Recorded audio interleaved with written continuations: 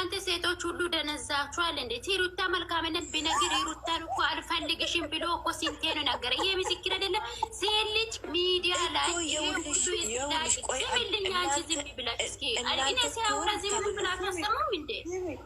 እሱ አሁን ሲጀመር ዝም ብለሽ እሱ አሁን ስንቴ ነው አልፈልግም ማለት ስንቴ ነው አልፈልግም ማለት? አንድ ሺህ ጊዜ እኮ አልፈልግም። በግድ ነው እንዴ? በግድ እኮ አልጨረሰም ትላላችሁ።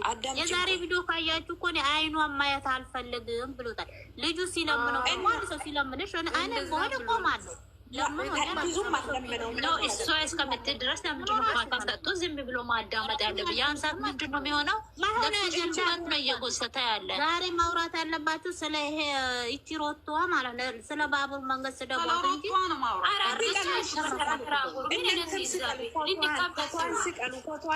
የእሷ ነገር ተዋት እባክህ። የአራት ሰው ቂጥ ይዛለች፣ ቦታውን ከልክለናለች። አይደለም አሁን ዛሬ አብርሽ ምንም አልተሳሳተም። እሱ ሳላውቅ በዛ በኩል ተጠራ፣ እሷ መጣች። እሷ ማለት ነው ሁሉም ሰው ሲጠራ እሱ አልሄድም አለ። እሷም ስር ሲደውል አላነሳም አለ። ለምን ማገኛት አጥታ በሱ በኩል አገኘች። እሱ አልፈልጋትም፣ አይኗን ማየት አልፈልጋትም ማለት ከዚህ በኋላ ምን ሊበላል?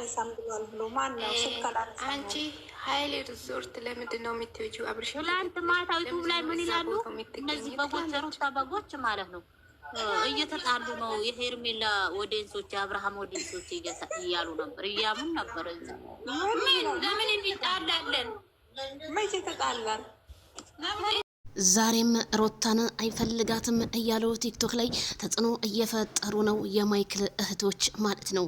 ሩታ ሳይፈልጋት ለምንድን ነው እየጠራች ግዴታ የደስታ ቻናልን ካልከፈኩ ብላ ያስከፈተችው? በግዴታ ነው ቤት ውስጥ አፍና በመውሰድ ሲሉ እህቶቻችን ተናገሩ ማለት ነው። አዎ የደስታ ቻናል መከፈቱ ለሁላችንም ግራ ገብቶናል ስላችሁ ከዚሁ የደስታ ቻናል መከፈቱ ሩታ ናት እያሉ አሁንም ተጽዕኖ እየፈጠሩ ነው ማለት ነው። ምክንያቱም እንባችን ይፍረድ፣ እንዴት እኛ እንደዚህ አልቅሰን ለደስታ ቻናል ይከፈት?